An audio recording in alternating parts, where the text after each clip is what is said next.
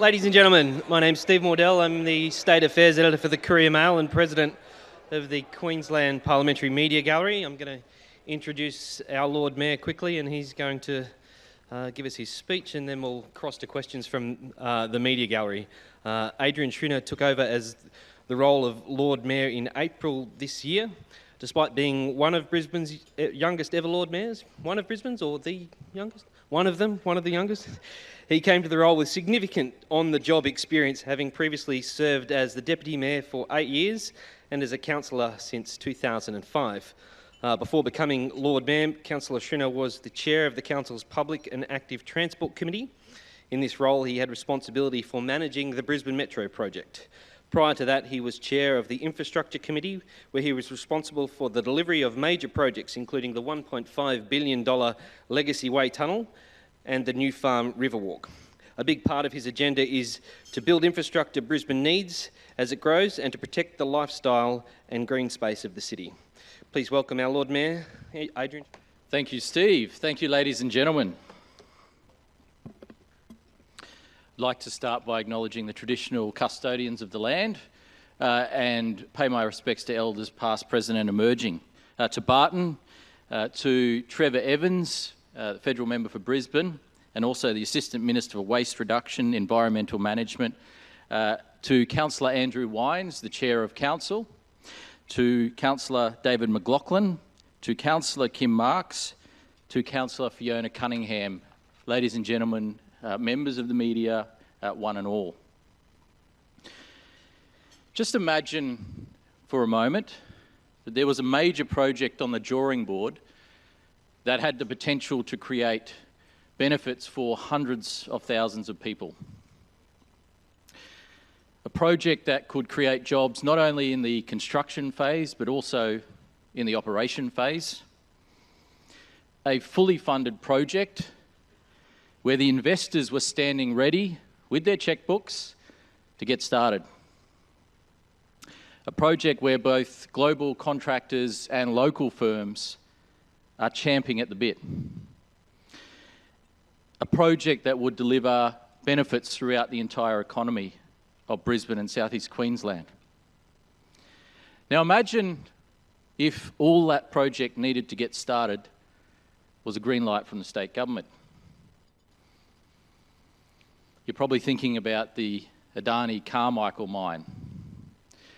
You're probably also thinking that maybe the state government has learnt its lesson and no longer stands in the way of major projects that are good for the state or good for the city. But Adani is 1,200 kilometres away and it's moving. I'm talking about the Brisbane Metro project. It's a project that will revolutionise the way that we travel around our city. It is a project that is fully funded, thanks to both Brisbane City Council and the federal government. It's a project that by 2023, people can be benefiting from with services every 3 minutes in peak times. It's a project that will provide massive flow-on benefits across the region for Brisbane residents. It's a project that has a benefit cost ratio of 2.37. $2.37 of benefits for every single dollar invested. It's a project that has been rated by Infrastructure Australia as a national high priority. It's a project that has waited and waited and waited for the green light from the state government. And this project is a project that is suffering the same delays as the Adani mine. It is clear to me right now that this project is on a go slow for purely political reasons. It's Brisbane's Adani and the same people are responsible for slowing it down. Let me share some facts with you. Last Friday, I met with the Minister for Transport and state government officials. It was the 276th meeting that Council has had with the state government on Metro. Let me say that again, 276 meetings. I'd like to be able to tell you that the outcome of that meeting was a green light for Brisbane Metro. But no, instead, we've had another delay, a big one. On Friday, we were told that we need to redesign the Cultural Centre metro station and relocate it underneath the building we're in today, the Brisbane Convention Centre. So a major part of the project, a project that has been underway for several years in planning, 276 meetings, the 11th hour has been asked to be redesigned by the state government. I am frustrated that this deliberate slow is happening to the people of Brisbane. To say I'm frustrated is an understatement beyond words. It shouldn't be this hard.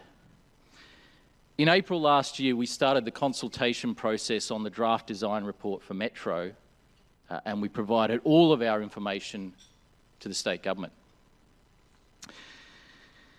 They asked for more information, and we provided every single piece of information they requested. They asked many questions. We answered every single one of them. Yet as the weeks and months went by, they gave no clear guidance on the project. In October last year, we wrote to the Premier asking to make it clear what the state government's position on the project was. And in particular, we asked them to confirm their intentions for the Cultural Centre precinct. So after 3.5 years and 276 meetings, the state government has pulled another Adani. Frankly, this would not have been a problem if they had notified us in November or December last year. It would, at a stretch, even been okay if they had told us in January or February or March this year. But last Friday was the day that construction tenders closed on the Brisbane Metro project. And on that day, we were asked to carry out a major redesign. Now, we will try to continue cooperating with the state government. We will jump through the hurdles that they have set for us because we are committed to this project. But today I have to announce and confirm to you today that we have no choice now but to shelve all the design work that went into the Cultural Centre metro station.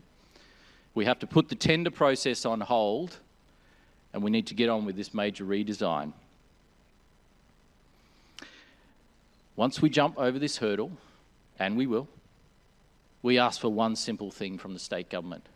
Please get out of the way and let us get on with it. I also issue this challenge to the state government today. At the very least, give us the green light for the early works. These are simple but necessary things. Things like moving the lifts on the QPAC pedestrian overpass, things like electricity and sewerage infrastructure relocations, and things like upgrading the intersection of Stanley Street and Grey Street. Although the tender process is now on hold and the project has slowed down, we can get cracking on these early works. And once we go through the hurdles set for us, we can get cracking full steam ahead with Brisbane Metro. In the meantime, we will continue to work as a council on the other aspects of Metro.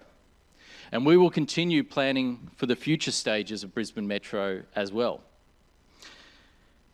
Just recently, I announced a project with support from the federal government for planning ways of getting Brisbane Metro to the northern suburbs and the northwest corridor. A $10 million grant from the Morrison government to progress that work. It's an important part of our project going forward, and it's a project that has always been intended to have future extensions in many parts of Brisbane, whether it's the north side, the eastern suburbs, and also down to the south in Springwood. As I said, we just want to get on with it. Don't make this another Adani. Brisbane Metro is a project that must happen for the growth of our city. As you know, I've recently come to the Lord Mayoralty after 8 years as Deputy Mayor, but also with 11 years of experience in civic cabinet. It's been an opportunity to learn the ropes, It's been an opportunity to roll the sleeves up and manage many projects, Legacy Way, the Riverwalk, open level crossing replacements, and it's been, importantly, an opportunity to develop my own clear idea of what the Brisbane of tomorrow will be like and what we need to do to get there. We are committed as a team to continuing the great work that was started by Campbell Newman and by Graham Quirk in City Hall. The delivery of infrastructure that has helped make the Brisbane of today so much better. Projects like the Clem 7, the Go-Between Bridge, the Eleanor Chanel Bridge, and Legacy Way, the largest combination of infrastructure projects ever delivered by a local government in Australia. 500 new buses on our roads in just 4 years, and the expansion of the bus fleet to more than 1,200 buses. The blue and maroon city glider services, incredibly successful and popular transport services. We've more than doubled the number of city cats on the river and progressively upgraded the fleet of ferry terminals. Whether it's rolling out the free City Hopper ferry service, or whether it's the Inner City Loop or the Spring Hill Loop, or the more than $320 million invested into bikeways during our time. Or it's the 2 million trees program planted across the city, or incredible lifestyle precincts like the Howard Smith Wharves. This administration, Team Schrinner, will build on that great legacy for our city. We are a new and revitalised team. It's a team with both experience and knowledge that is required to run Australia's largest local government. But it's also a team that now has a 50-50 gender balance. The first government in Australia to achieve this outcome, not only in the team, but also in our cabinet leadership group. Let me say that again. The LNP in Queensland has delivered the first government anywhere in Australia to achieve equal numbers of men and women. And I particularly want to thank my female colleagues in the team for helping us make Australian political history in recent days. You would be aware my first announcement as Lord Mayor was of a plan to build 5 new bridges on the Brisbane River, a plan to help provide new connections in our city, to provide alternatives to private motor vehicle travel, to help create a clean, green and active city, about getting people home quicker and freeing up time to spend with family and friends. We're also, as I flagged, looking at options to build the infrastructure in the northwestern corridor black hole. This is an area that was identified by the state government as a priority in the 1980s, but as we know, nothing has happened. And Team Schrinner is not prepared to let residents suffer indefinitely from the lack of planning and action at other levels of government. Of course, building better and world-class public transport is only one part of the plan for our city. We know that people love the unique character of our city and our backyards and our Queenslanders, and we have a plan to protect this unique lifestyle that we have. We're delivering on our commitment to buy and protect 750 hectares of bushland in this current 4-year term. And I can report today that we have already acquired more than 700 hectares of that target. We've allocated in the recent budget $23 million to plant trees and maintain trees across our suburbs. It is one part of our plan to make sure that we protect our incredible green space and wildlife habitats. I want Brisbane to be the koala capital of Australia. We have a bold 20-year vision to transform the Oxley Creek corridor, an unused and degraded part of our city, into what can become an incredible lifestyle and green space precinct, a true green asset for the city of Brisbane. And we've announced our plans to build the biggest park Brisbane has seen in the last 50 years with our Victoria Park vision, which will take an existing council-owned golf course and convert it into a space for everyone. We're investing in better suburban libraries. We're supporting suburban sports clubs. We're investing in our public pools and parks. We're embracing the river and creating new lifestyle and leisure opportunities along the breadth of the river. And while we will always face the challenges of population growth, we have a plan to protect our unique Brisbane lifestyle. And whether it's the character of our suburbs, the clean and beautiful parks, the nation-leading recycling and waste minimisation programs, modern and efficient public transport, and better road networks, all of this can only be done if you manage the budget responsibly. Now, looking back, this has happened through droughts, through storms, through floods, through the global financial crisis, and through multiple property market cycles. Every single LMP budget in this city has been a balanced budget. And through responsible financial management, we've established a future fund for the City of Brisbane Investment Corporation. And that fund has already returned $110 million in dividends back to the people of Brisbane to help support local projects and services. But going forward, that fund and every dollar of the dividends coming from that fund will go towards buying and creating new public parkland and green space. It's a true future fund, and a future fund that will deliver a greener future for our city. Through strong and responsible economic management, we've been able to deliver things like the most generous rates concessions for pensioners in any city in Australia. We're providing free off-peak travel for seniors from the 1st of October this year in off-peak times. We're making it easier for home buyers to get into their first home with a 50% rate discount in their first year of ownership. We're making it cheaper and easier to run a small business in this city with a $2 million package of fee reductions on local small businesses.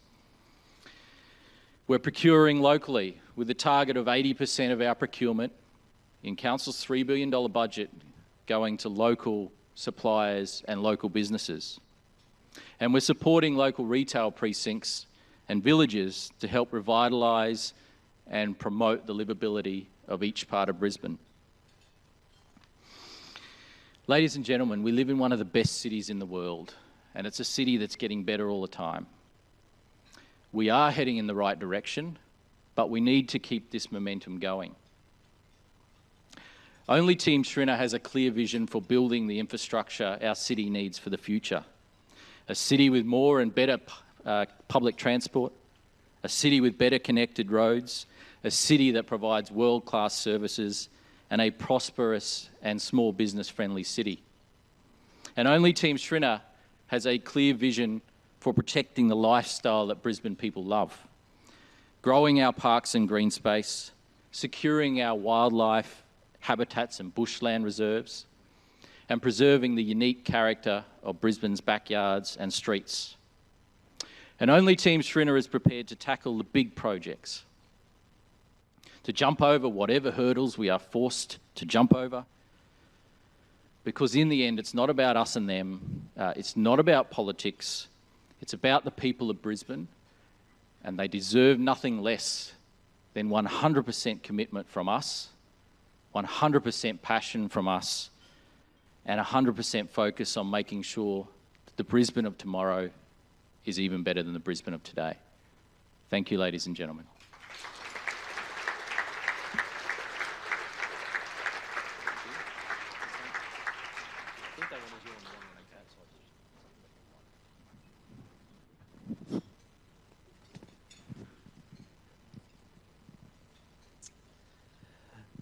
Thanks, Adrian. Well, I'm going to start with the Brisbane Metro because it seems like an apt spot. Can you just tell us, out of the 276 meetings, was there any chance the endangered black-throated finch came up in one of them? I think it's more the endangered Brisbane City Council than anything else. Look, it is just so frustrating. Like I said, it should not be this hard. This is a fully funded project. Most major infrastructure projects, their biggest challenge is getting that funding in place. We've had the funding in place since last year. It was the federal and council budgets last year that delivered that funding. We've been waiting for the green light. Procurement closed for major construction last Friday, and now we've suffered this delay. That is a major change. Will that have implications for cost and timing? And what was the reason they gave for changing the location of that station at this pretty late hour in the project's timeline? Well, the suggestion of a change to the station is, in my view, not a problem if it was raised at the right time. The discussion on this started last year. So last year, in the draft design process, there was a suggestion that other station locations should be considered. We expressed our desire to work with the state government on this. We said we're happy to consider other locations, and then nothing until just recently. So, as I said, if we had have started this process in November or December last year, no problem. Even January or February this year. And cost? Well, look, the reality is the design still has to be completed for this station. So I can't say whether it's going to be cheaper or more expensive than the cultural centre one. But what I can say is that projects don't get cheaper as time goes on, and delay means that projects get more expensive over time. Can I ask you also, you announced the 5 new green bridges as one of your first major kind of policy initiatives when you became Lord Mayor in April. What is the time frame for delivering those bridges, and is there any chance that one of them, for instance, the West End to Toowong one, could include cars, given, as you said, the problems in the Western Corridor? Okay, so the time frame we announced was to deliver all 5 within 10 years. What we have in the budget that was just released is $6 million to really gear up the planning and design work on all of those bridges. We are very close to having a business case finalised for the Kangaroo Point to the City Bridge. We look forward to being able to release that in the very near future. The Breakfast Creek crossing as well is one that I imagine will happen in the early stages. And then it's a matter of going through the planning process with local communities as well.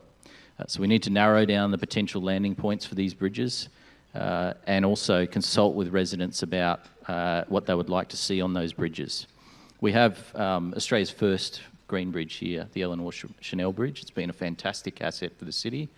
Green bridges can have public transport. They can also just have walking and cycling as well. And that's a matter for us to investigate going forward. So each one might be different. Some might be public transport, some might be just walking. That's right, yeah. But generally cars don't make bridges green, so yeah.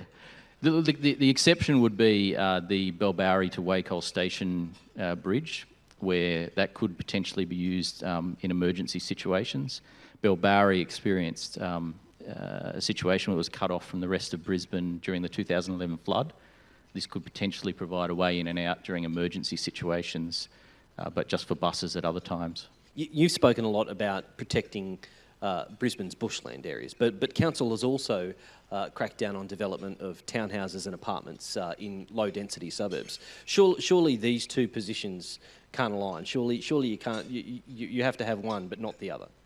Well, you're missing the part of the picture, which is that there is a lot of other zoned areas in the city that you can build units and townhouses. So there's low density, which we're talking about, which is traditionally the standalone houses, but then there's low medium density, there's high density. So there are plenty of other zoned areas where you can build units and townhouses.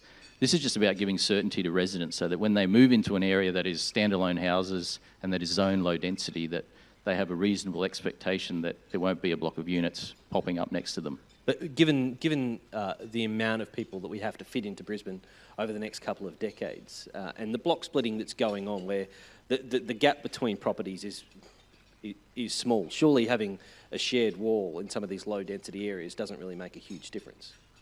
Well, this was based on very clear feedback from the community. It was about their expectations to live in that low density environment, but the acknowledgement that there are plenty of other places in the city where units and apartments and townhouses can be built. Okay, I'm hogging the mic here a bit, so I might ask some of the guys at the media table if they're ready with some questions. We on there? There we go. Yep. Thanks for the speech there, Lord Mayor. Rob Morrison from 9 News. Just to hold you to Steve's first question, actually, why did the state government want it moved in the first place, and will this see costs as well as the timeline blow out?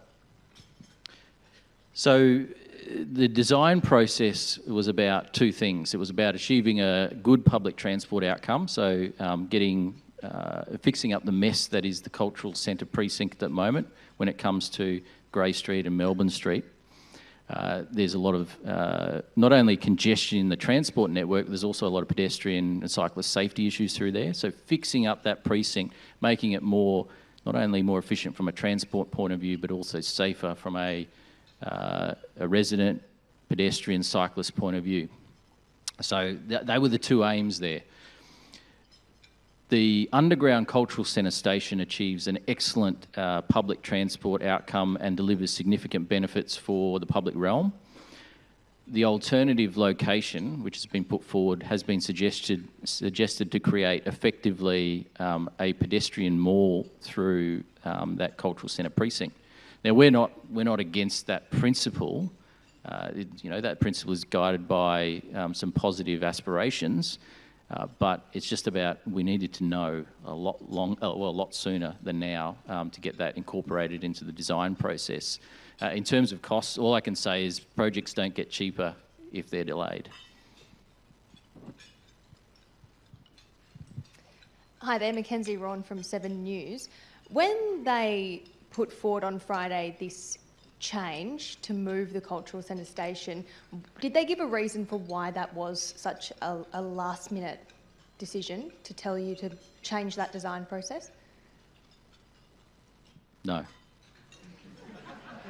Do you think it's just a delay tactic, or do you think there's more to that? Oh, it is absolutely a delay tactic. Like I said, this is something we could have worked with last year easily. It could have been part of the design. We could have put it out to tender. The contractors that are bidding on this project would have worked that design through. We would have submitted it on Friday, and we would have been good to go later on this year. So it is absolutely a delay tactic. Hi, Lord Mayor. Jack Mackay from the Courier Mail. You say these delays are politically motivated. Why do you think they are politically motivated? We heard from multiple sources within the state government that state government officials, so the state government officers, finished their major review of Brisbane Metro late last year, and they submitted it to their political masters for consideration.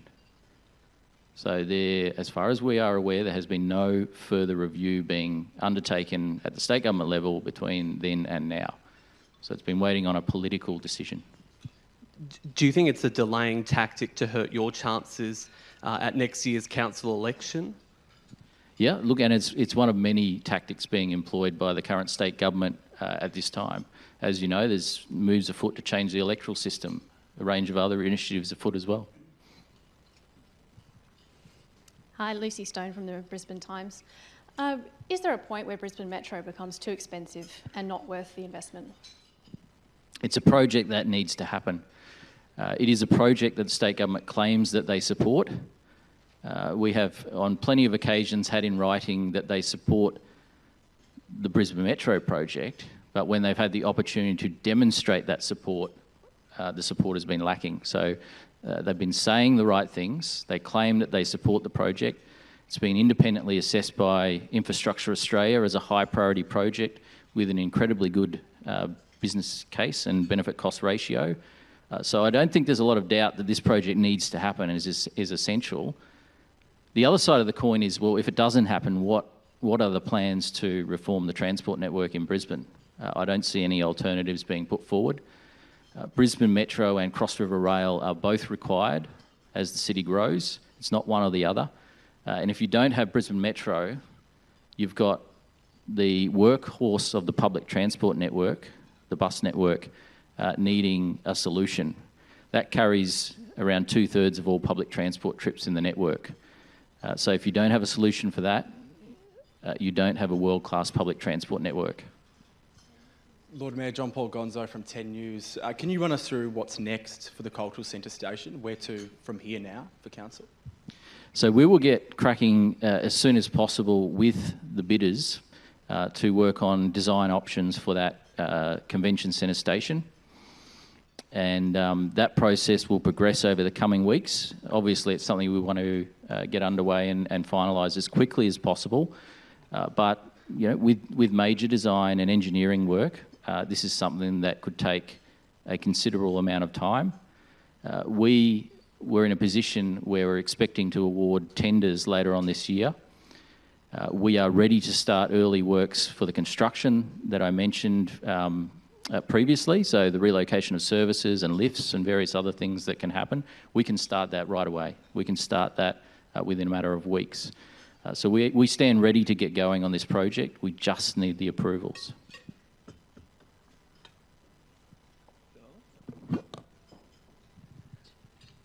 Services are supposed to commence in 2023. Are you still confident that services will begin in 2023?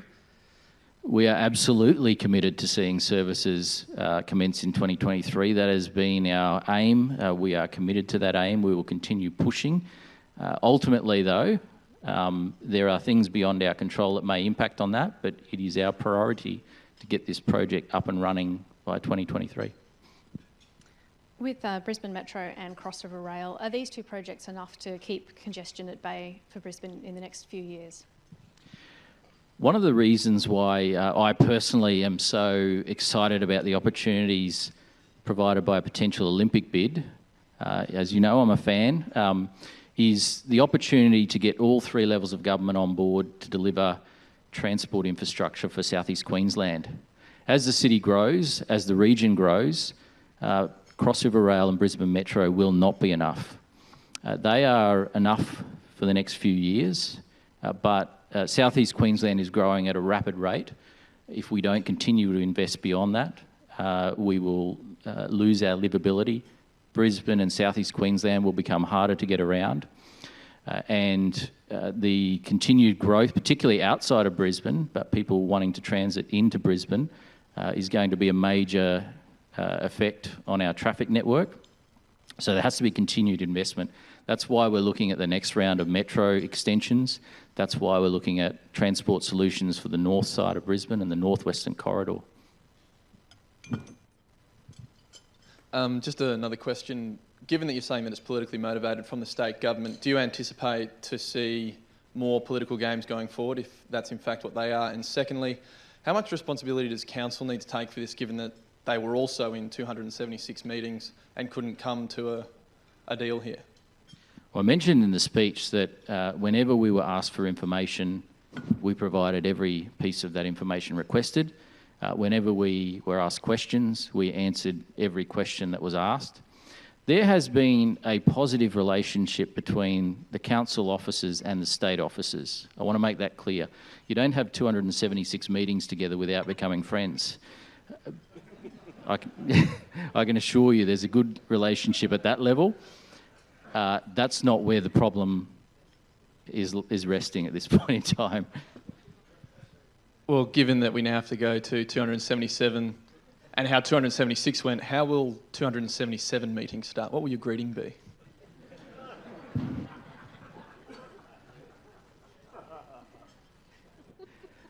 I think this can be a mutual win-win for both council and the state government. I think it's time for the Premier to take a personal interest in this project. People, in the end, people don't give a damn whether it's the LNP or the Labor Party or the Greens delivering a project. They just want it to happen. But people do give a damn if a particular party is standing in the way of a project that is needed for our city.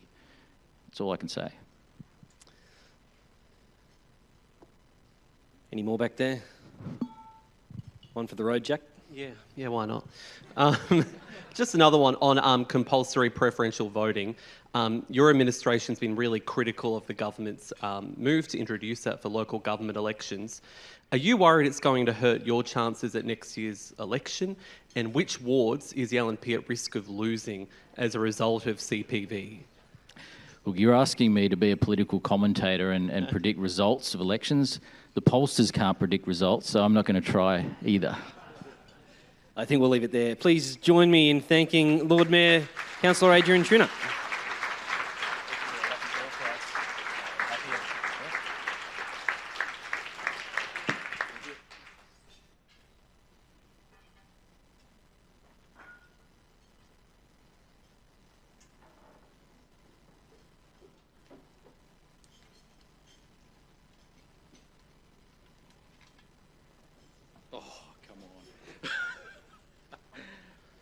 You're joking. I can't believe she even put that in.